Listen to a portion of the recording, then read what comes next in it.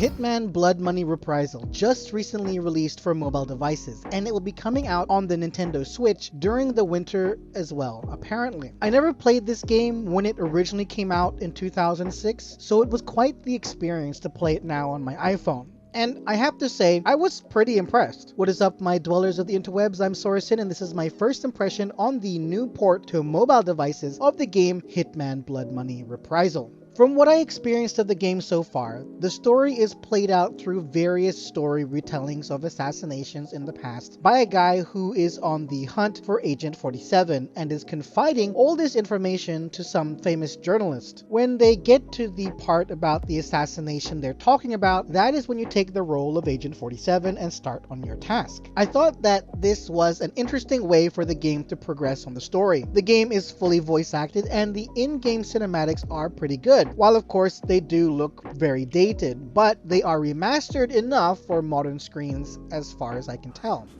It was their killer. I believed it was Mr. 47. The bald killer clone? Come on, Jack. He's an urban legend. The game is very open in how you go about completing your mission. You can go the stealth route, which I'm sure is how the game is meant to be played. Going this route will have you taking on disguises from killed targets, which you can hide in trash bins or storage containers. You can also hide your weapons inside containers to avoid them being found and bring the container with your guns into the areas that you're trying to sneak into. I'm not really the silent type in games, so I decided to go the guns blazing route, which surprisingly you can do. But it is definitely a lot harder to go this route since, as far as I can tell, I have no way to heal myself if I get seriously injured, so I must avoid being hit as much as possible. I did find a way to take out a lot of the guards easily on one mission though. It made me laugh because I just hid in the bathroom next to the open door, and they would all come in slowly through the front door and I would proceed to headshot them all one at a time. Sometimes two, but mostly one at a time.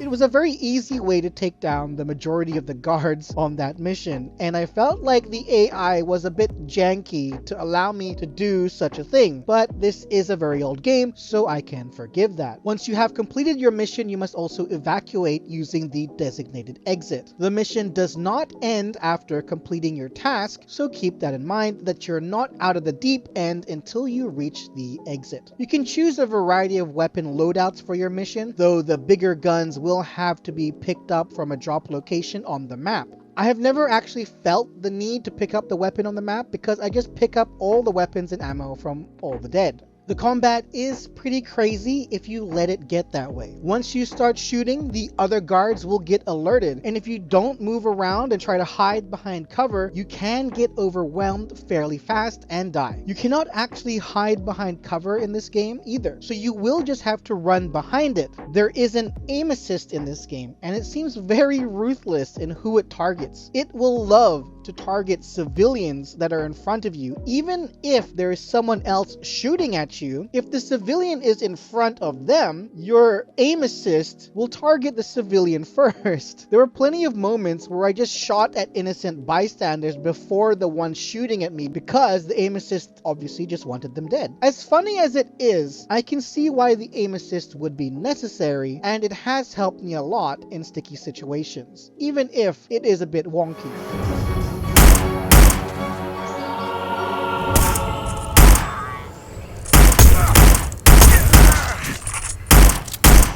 The audio is okay, but I did experience some choppy sound effects in the Opera House for some reason. But that was the only issue I had with the sound. All cinematics are voice acted, and even the NPCs have voices too. While it may not be the best, it's certainly not terrible either. I'm sorry we have to meet like this. It's dangerous to meet in person. You're normally more prudent.